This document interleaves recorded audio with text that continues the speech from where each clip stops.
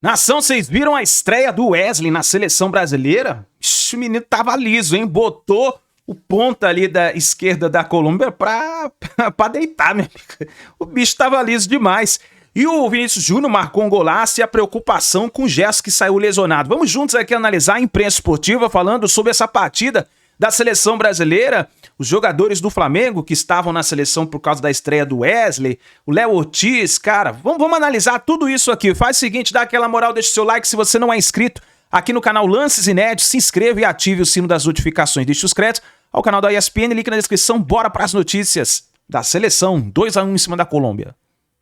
Garrincha, já vou abrir direto aqui com o nosso convidado, porque está aqui com a gente Bruno Guimarães, além de Denilson Show e de Aí, desculpa, eu precisava perguntar do titular ali, deu. Felipe pediu pra ele rapidinho, foi mal. Estão sentindo nesse momento, com esse gol no fim e a vitória, os 3 pontos, valeu, que é o mais valeu, importante. galera. Parabéns pela vitória, Bruno. Bem-vindo ao Troca de Passe, Bruno. Valeu, obrigado, pessoal. obrigado. Jogo difícil, Valeu. muito disputado. A gente sabe que a seleção da Eric. Colômbia é muito física, muito dura de jogar, uma equipe complicada, que nos exigiu ao máximo.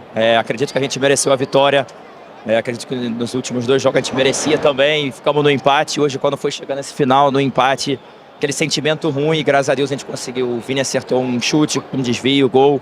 Uma vitória muito importante para dar alívio, para dar confiança perto de um jogo tão importante contra a Argentina. Mansur, Oi. boa noite, Mansur. Boa noite, Felipe. Boa noite, Denilson. Boa noite, Bruno. Obrigado por atender a gente.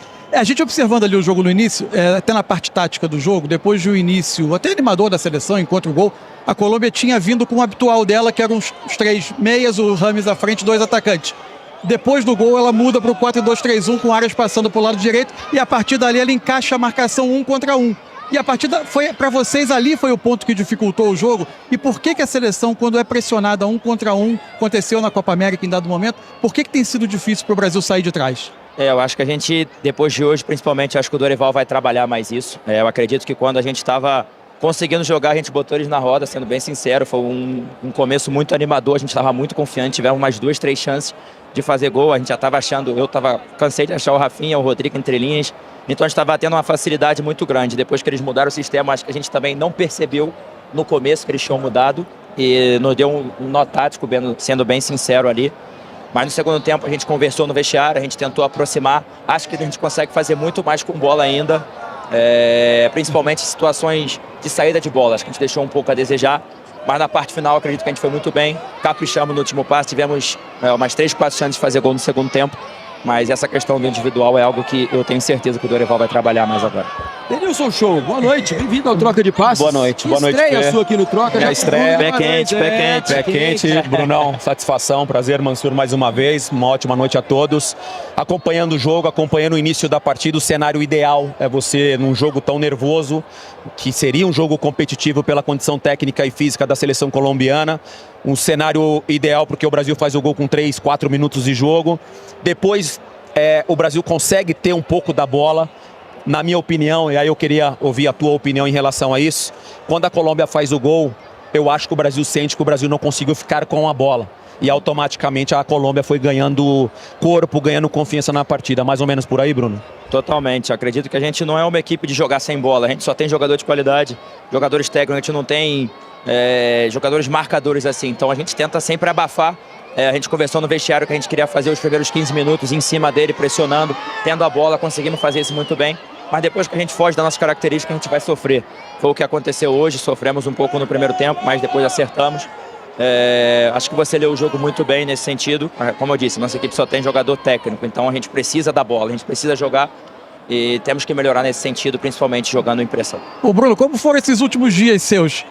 A gente não tem talvez a noção do que é um clube tirar um jejum de 70 anos sem um troféu e depois um jogo com essa carga dramática que a seleção teve. Como é que foram esses seus últimos dias, hein? Incríveis, eu acho que sendo capitão do clube, o segundo brasileiro sendo campeão, levantando um troféu na história, só o primeiro era o Fernandinho, agora eu fui o segundo.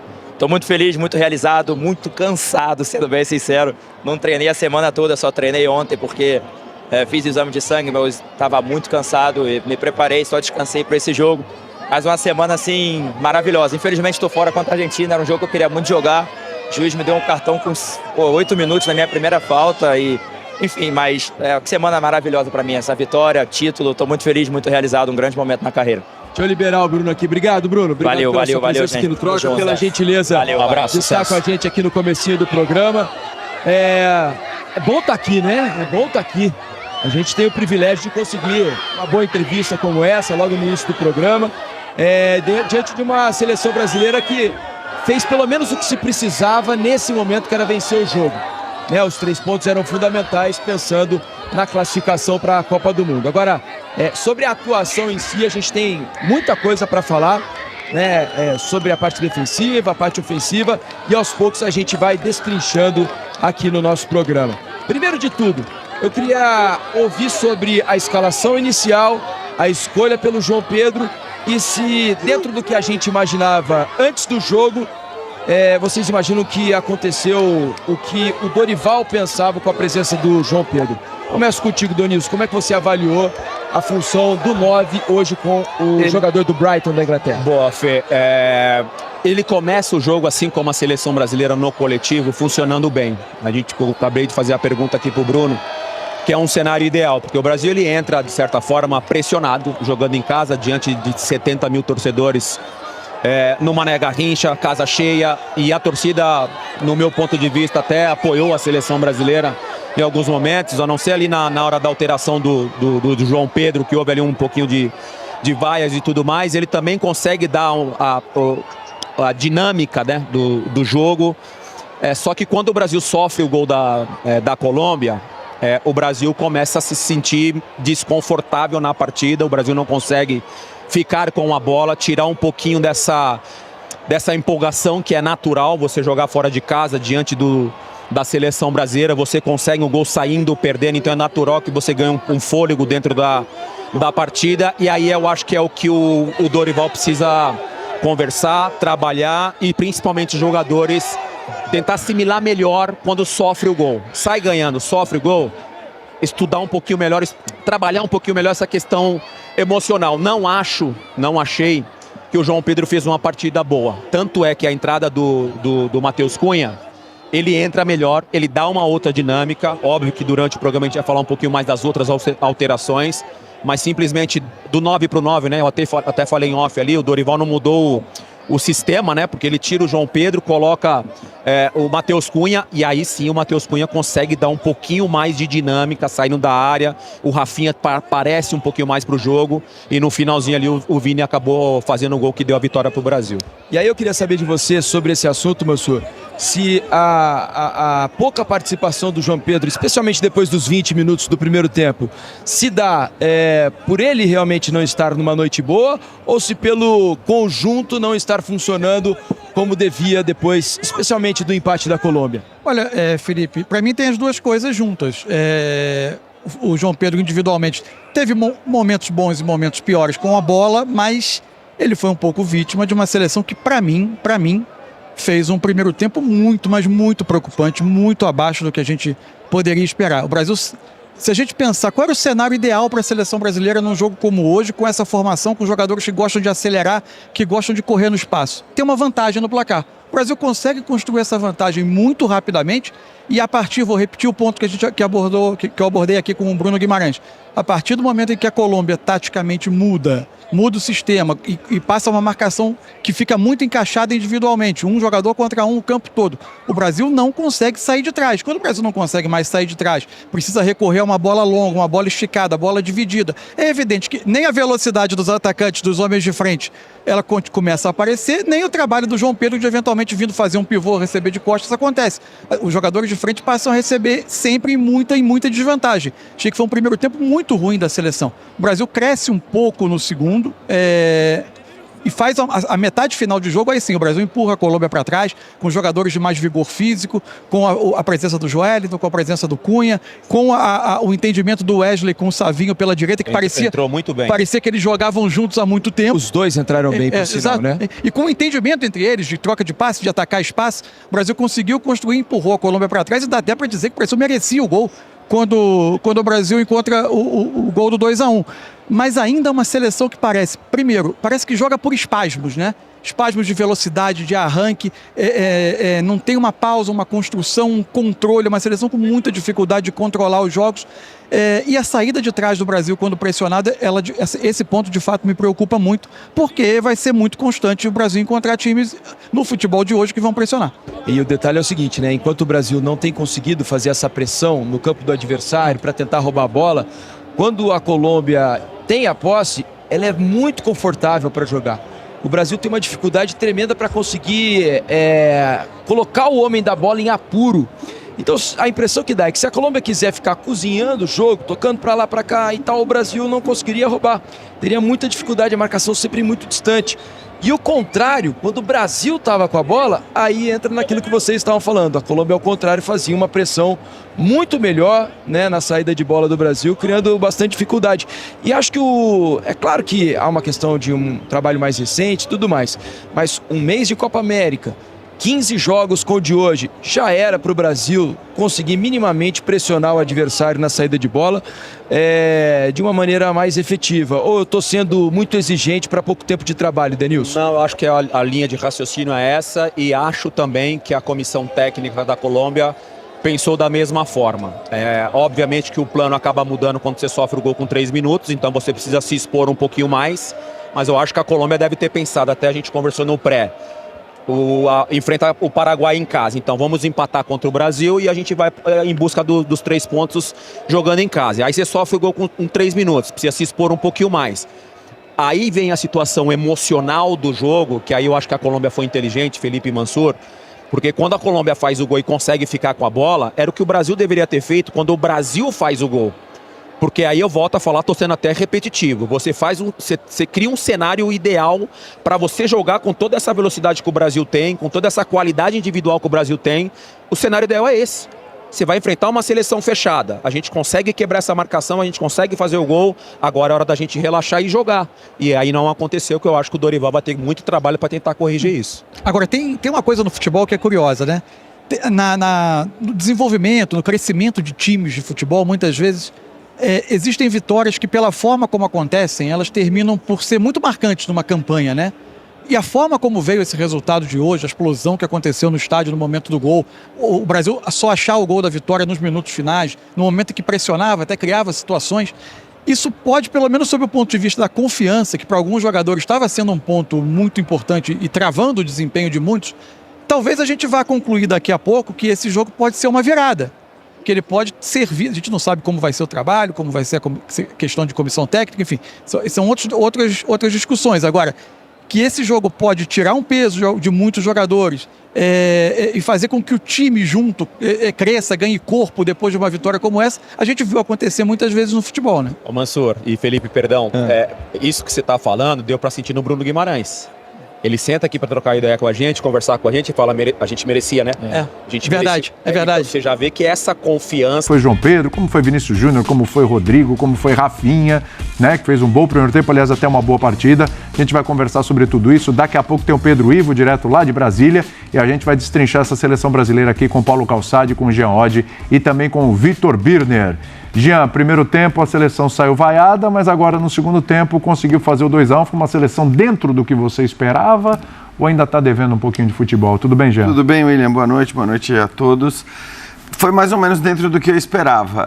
Acho que assim, as vaias no primeiro tempo elas têm muito a ver com o resultado e provavelmente elas teriam se repetido no segundo tempo se o gol do Vini não sai no final. Eu não acho que tenha sido dos piores jogos da seleção brasileira, não. Olhando para os 90 minutos e comparando com outras atuações terríveis que a gente viu do Brasil, eu não acho que foi dos piores. Acho até que até os 20 minutos mais ou menos do primeiro tempo, claro que tudo condicionado por esse pênalti e pelo 1-0, mas até os 20 minutos do primeiro tempo, pouquinho menos que isso, o Brasil ia fazendo um jogo até seguro, né? Tava faltando conseguir encaixar o contra-ataque para de repente fazer um segundo gol e aí matar o jogo ou ficar próximo disso. E aí acho que uma falha, né? Uma desatenção ali, a bola perdida pelo Joelinton, e digo até tendo defendido a possível entrada do Joelinton para reforçar o meio-campo no time titular, mas é preciso dizer, ele falha ali e aquilo muda o primeiro tempo, e acho que as vaias têm a ver também com como a Colômbia termina a primeira etapa. Bem melhor que o Brasil. Exatamente, porque no final do primeiro tempo a Colômbia estava mais próxima de fazer o 2-1 do que a seleção brasileira. Volta para o segundo tempo, eu acho que o Brasil cria boas oportunidades no segundo tempo, faz algumas boas jogadas ali. A exemplo do que acontecia no primeiro tempo, com muita movimentação dos seus homens de frente ali, sem ninguém guardar muita posição fixa, mas também sempre concedendo alguma coisa para a Colômbia, que óbvio é um bom time, né? Não dá para discutir. Você olha Luiz Dias, Rames, enfim, é um ataque com jogadores. O Arias, principalmente, né? Que acho que talvez tenha sido um dos melhores em campo. Eu acho que é um time que também é difícil você não conceder nada para a Colômbia. Repito, não foi um jogo maravilhoso do Brasil, mas acho que tá longe de ter sido um dos piores, e por isso ele acabou sendo presenteado aí, o Dorival, principalmente, porque para ele era mais importante do que para qualquer um este resultado, né? Acaba sendo presenteado com o gol do Vinícius Júnior, que também tem uma importância grande, né? Por esse tal protagonismo que se pede do Vini, né? Eleito o melhor jogador do mundo pela FIFA, e hoje fez valer esse protagonismo, pelo menos com o lance no final, ainda que tenha contado com certa sorte também com o desvio, né? Que foi um desvio determinante para a bola entrar, mas eu não acho que o Vini tenha feito um jogo ruim também, não. Um jogo normal do Vini, né? Acabou sendo um dos protagonistas aí do primeiro gol, ele sofre o pênalti, né? E acaba fazendo aí o segundo gol, Vini Júnior, mas ainda toma algumas decisões erradas e tal, e a gente vai falar sobre isso aqui também no programa de hoje. Paulo Calçade, é muita movimentação ali na frente, porque tem qualidade, né? Até de quem entra, quando o Wesley entra, quando entra o Savinho, mas parece que essa movimentação tanto desorganizada ainda, né, Calçade? Tudo bem? Olá, William, companheiros, fã de esportes. Ninguém pode dizer que o Brasil não tentou ganhar o jogo. Tentou, claro. Que a seleção brasileira não joga. Aquelas coisas que a gente ouve. Sim. Não joga com vontade. Não tem raça. Longe disso, longe disso. Não é por aí. Sim, é um time que lutou e conquistou uma vitória na luta. Isso não quer dizer que os caminhos para chegar a ela tenham sido os melhores. Acho que o Brasil, se fosse 1-1, porque assim, é o típico jogo que o resultado move tudo que vem após, né? Assim, o resultado, as reações. Então, assim, 1-1, Brasil, ganhou, seleção brasileira. Então, não é uma maravilha, tem muitos problemas, ainda continuo, assim, acho interessante quando você tem um quarteto mais ataque, mas um jogo é feito de equilíbrio. E o quarteto, quando sobe para marcar a saída de bola, fica num 4-2-4 na saída, né? Você encontra os quatro distribuídos, eles dificultam a saída. Mas os volantes têm que chegar junto, a defesa também. Não chegam. Senão fica... Até chegaram. A questão é, quando tem a bola, acho que é esvaziado. Por quê? Porque o Rafinha é um atacante que no time dele, no Barcelona, ocupa o centro do campo também. O Rodrigo é um atacante, Vinícius é um atacante, né? O Matheus que entrou Cunha, o Matheus Cunha acho que foi melhor. Mas a gente está falando de atacantes, então alguém tem que fazer uma função diferente daquelas que é a origem deles, que é jogar no centro do campo. Porque a bola tem que circular ali. Sim. Senão você não prepara, você não constrói. Então, isso a seleção brasileira não tem. Mas ganhou um jogo sem isso. Tá? Vamos ver contra a Argentina. Eu acho que a Argentina ela tem uma questão estratégica. Vamos ver como o Dorival vai lidar com isso. Jogar na Argentina, a Argentina com Messi, sem Messi, com Lautaro, sem Lautaro, ela vem para encarar o Brasil. Então o Brasil vai ter contra-ataques, vai ter um espaço. O Brasil que também vai com alguns desfalques. Então, também. Como agir estrategicamente para se aproveitar do jogo fora de casa. Agora, a vitória era fundamental, por uma questão de tabela. Porque... Estava em sexto o Brasil. Com 1-1 o Brasil estava em sexto. Colocaram um pouquinho de oxigênio no Dorival Júnior. Então, mas acho que é fundamental por isso, né, Calçade? Não pela tabela em si, porque assim, para ficar fora da Copa tem que fazer a tabela dói. Para a Copa só não vai quem já morreu. Para o Dorival, principalmente. Machuca, isso, né? Exato. Fala assim, mas lá embaixo, Paraguai na frente, né? Então, aí dói. Aí dói. Birner, tudo bem? Hoje foi mais o resultado, não importa, ou dá para aproveitar alguma coisa desse desempenho da seleção de contra a Colômbia? Tudo bem, William? Boa noite a você, Jean Calçado, aos fãs do esporte. Teve alguns bons momentos, mas a gente fala muito sobre os jogadores que querem ser protagonistas, o Vini Júnior, que hoje terminou como o protagonista, porque fez um gol no momento em que o jogo estava mais impressionável, mas aquela pressão desordenada, né? É isso aí, nação, tá? E as últimas informações estão da seleção brasileira, venceu por 2-1, golaço aí do Vini Júnior, teve o gol de pênalti do Rafinha e uma boa estreia do jogador Wesley. Caramba, o Wesley, o que o Wesley tava fazendo no banco da seleção, cara? O que o Wesley tava fazendo? O menino entrou, deitou, jogou muita bola. Eu acho que ele merece pegar a passagem ali e ser titular da seleção, hein? Tá brilhando o menino Wesley do Flamengo. Vamos ver o que o Dorival vai preparar para a próxima partida, né? E aí, o que você achou da estreia do Wesley? Teve um problema com o Gerson, né? A lesão, tomara que não seja nada grave, a gente não teve informações ainda, mas vamos torcer para que não seja nada grave, que ele possa se recuperar o mais rápido possível. Deixa o seu like, comenta aí embaixo e a gente se vê daqui a pouquinho no próximo vídeo.